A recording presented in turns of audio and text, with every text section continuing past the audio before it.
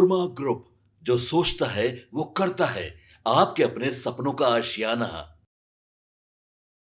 बिहार में विधानसभा चुनाव चल रहे हैं। पहले चरण का मतदान खत्म हो चुका है, दूसरे चरण की तैयारी चल रही है। ऐसे में नेताओं का बयानबाजी का दौर भी लगातार जारी है। इसी बीच भोजपुरी सुपरस्टार खेसारी लाल यादव ने एक बड़ा बयान दे दिया है। उन्होंने कहा कि बीजेपी के लोगों को वो 4 दिन में पागल घोषित कर देंगे। वे हमेशा जनता के साथ है और सबके साथ रहेंगे। जब पत्रकारों ने उनसे पूछा कि तेज प्रताप यादव ने कहा था आपने 2 करोड़ नौकरियां देने की बात कही थी, तो इस पर तेज प्रताप ने कहा कि किस चीज के नौकरी देंगे, नाचने का। इस पर खेसारी लाल यादव ने बेहद शांत अंदाज में जवाब दिया कि तेज प्रताप मेरे बड़े भाई जैसे हैं और वो उनका सम्मान करते हैं। खेसारी ने खुद को संस्कारी व्यक्ति बताया और साथ ही पवन सिंह, दिनेश लाल यादव, निरहुआ और रवि किशन को लेकर बड़ी बातें कह दी है। तो देखिए क्या कुछ कह रहे हैं खेसारी लाल इस वीडियो में। हेलो हेलो, मुंह में डालोगे क्या? अब इधर आओ, इधर आओ, थोड़ा सा डालो, थोड़ा सा डालो। आपने कहा कि महागठबंधन की सरकार बनी तो 2 करोड़ नौकरी मिलेगा, तो तेज प्रताप यादव ने कहा कि नाचने वाला नौकरी देंगे। चलिए, बड़े भाई है भाई, वो उन्हीं लोगों से मिल के ना वो भी कुछ भी बोल रहे हैं, बट ठीक है, वो बड़े भाई, उनका जवाब देना मेरे लिए जरूरी नहीं है। सर, पवन सिंह लगातार आप पे तंज कस रहे हैं। पहले उन्होंने ये तंज कसा और अब निरहुआ भी बीच नहीं हट रहे। कह रहे हैं कि रवि किशन जी ने आईफा जीता है, आप उनको कहिए कि आईफा वो जीतेंगे। ग्रेजुएशन किया है उन्होंने ग्रेजुएशन किया है, उनसे पूछिए। देखिए, एक बात बताएं, मैं गरीब का बेटा हूं, मेरे पास औकात नहीं थी कि मैं ग्रेजुएशन कर सकूं। वो अमीर के बेटा थे, वो तो पीएचडी भी कर सकते हैं। मैं गरीब से पैदा हुआ हूं और मैं आप सबको बता दूं ना कि एनडीए के सारे नेताओं को मैं 4 दिन के अंदर पागल घोषित कर दूंगा। इनका भाषा नहीं देख रहे हैं, रेत तो कार पे आ गए हैं खेसारी को बोलने के लिए। मैं इनको रेतोकार नहीं करूंगा, क्योंकि मैं संस्कारिक बेटा हूं और संस्कारिक माँ बाप का बेटा हूं, तो मेरे अंदर कभी सलीलता ऐसी नहीं होगी। दिनेश लाल यादव निरहुआ आपको कह रहे हैं कि कोई ऐसा सगा नहीं जिसको खेसारी ने ठगा नहीं। क्या ठगे हैं आप? अब पता नहीं, उन्हीं से पूछिएगा कि उनको कितना ठगा हूं मैं। सगा वो पूरे बिहार को ठगे हैं वो लोग, और मैं आज बात कर रहा हूं तो उनको बुरा लग रहा है, बट ठीक है, मैं रोजी रोजगार की बात कर रहा हूं, वो धर्म की बातें कर रहे हैं। मैं धर्म विरोधी कभी ना था, ना हो, ना कभी रहूंगा। मैं जय श्री राम अभी बोल रहा हूं, जय श्री राम, बट जय श्री राम में मेरा ये बेरोजगारी छुपा है। भाई, मैं पूरी दुनिया से बोलवा दूं जय श्री राम, लेकिन इनको धर्म के आड़ में वोट लेना है, उसकी चर्चा ये हमेशा से धर्म के नाम, मंदिर मस्जिद के नाम। मैं धर्म विरोधी कभी नहीं रहा। मैं राम पे गाना गाया हूँ, मैं राम का एक्ट किया हूँ, राजा राम मूवी किया हूँ। मैं ये कह रहा हूँ, धर्म के नाम पे आप वोट मत मांगो। धर्म जरूरी है, लेकिन हमें कर्म करने के लिए शिक्षा भी जरूरी है, अस्पताल भी जरूरी है। ये कौन बनाएगा? ये इसके लिए का दूसरे को वोट देंगे? हम सब आपको वोट दिए हैं हर चीज करने के लिए, तो आप हर चीज पे बात करो ना। आप रोजी रोजगार पे बात करते नहीं, आप सिर्फ मंदिर मस्जिद पे बात करते हो।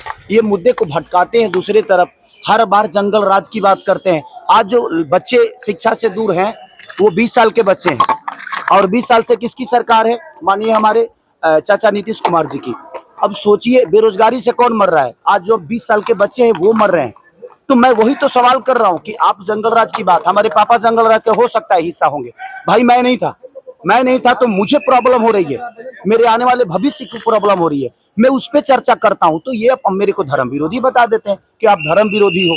मेरा हमेशा से यही रहा है कि भाई, अगर मैं आज माइक के सामने आप सबको बोल रहा हूं कि आज पूरे इंडिया के नेता और ये स्टार प्रचारक जो 4 हमारे बड़े भाई हैं, ये प्रेस कॉन्फ्रेंस करें और कह दें कि कल से फैक्ट्री का शिलान्यास यहाँ पे होगा, कल से बेहतर कॉलेज बनेगा, शिलान्यास होगा।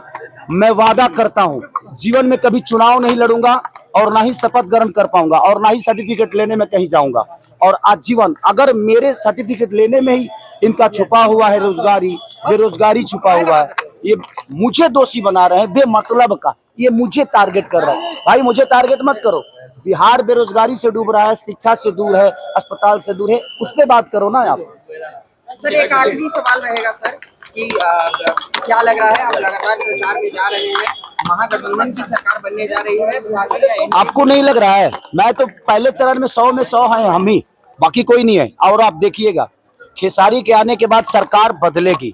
आप भाषा इनकी नहीं देख रहे हैं, किस हिसाब से बोल रहे हैं। अब ये रेत तो कार पे आ गए।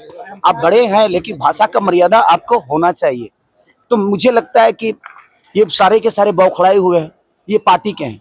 सच पूछिए तो मैं तेजस्वी जी का छोटा भाई हूँ और हमेशा से उनका प्यार आशीर्वाद हमें मिला है।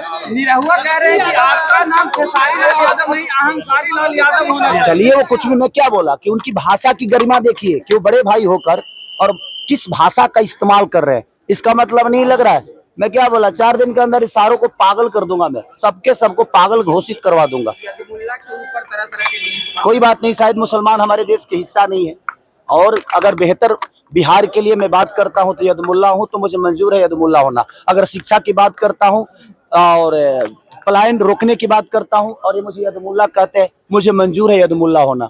मुझे कोई फर्क नहीं पड़ता कि मैं यदुमुल्ला हूं कि मैं क्या हूं। आप बिहार को बेरोजगारी से दूर कर दो, बिहार के बच्चों को बेहतर शिक्षा दे दो, बिहार के बच्चों को बेहतर पलायन रोकने की बात कर दो, उनको अपने घर में रोक दो, अपने माँ बाप के साथ रहने पे मजबूर करो।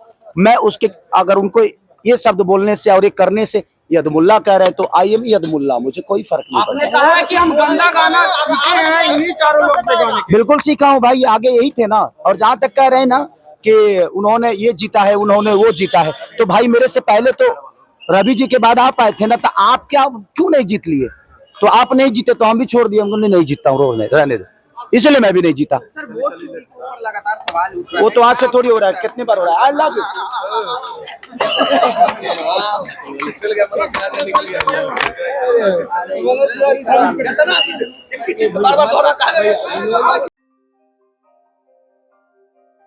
आपके सपनों को हमने सजाया है, ई होम्स पैनोरमा को हमने बनाया है। ई होम्स मेरा एक सपना था जिस पे मैं पिछले 4 साल से काम कर रहा था। हमने जो बनाया है वो सबने है माना। ई होम्स पैनोरमा में हो आपका भी आशियाना।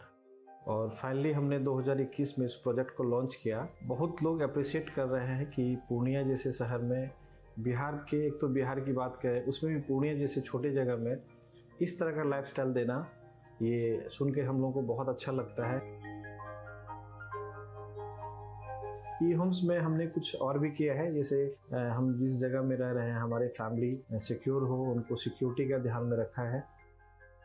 आपकी सुविधा और सुरक्षा आपके लिए खास है, ये आपका विश्वास है। इसमें आर्टिफिशियल इंटेलिजेंस का 7 लेयर सिक्योरिटी का हमने इस्तेमाल किया है। लस ग्रीन कैंपस को बनाया है, यदि हमारा बाउंड्री वाल है तो वो वर्टिकल गार्डन है। ये जितनी भी फैसिलिटी होता है एक इंटरनेशनल टाउनशिप में, ई होम्स है, ये हम लोग विश्वास नहीं कर पा रहे हैं। जो भी हमारे मित्र दोस्त या जो भी हमारे बाहर के बाहर आते हैं तो हम लोगों को बहुत अच्छा सुनने को मिलता है और बहुत अच्छा क्रेडिट मिल रहा है। वो सारा हमने सिर्फ एक बिल्डिंग नहीं बनाया, हमें एक बहुत अच्छा लाइफस्टाइल दिया ई होम्स में, और मेरा एक सपना था जिसको मैं आज फुलफिल होते हुए देख पा रहा हूँ। ये आपका आवास है। ई होम्स पैनोरमा में अब आपका निवास है। E Homes Panorama, luxurious lifestyle redefined. Panorama group, जो सोचता है वो करता है। अगर ये वीडियो पसंद आई और वह बिहार के राजनीति और बिहारियत से सरोकार रखेनी तो सब्सक्राइब बटन दबा के चैनल के सब्सक्राइब कर ली। ओजे एगो घंटी बा, ओकरा बटन दबा देला से कुल सटीक और मारक खबर रुआ मुफ्त में मिल जाई। अगर रुआ पत्रकारिता के हमनी के नया प्रयोग में सहयोग कर चाहतानी तो ज्वाइन बटन दबा दी। पेटीएम नंबर नोट कर ली 9386 816 700।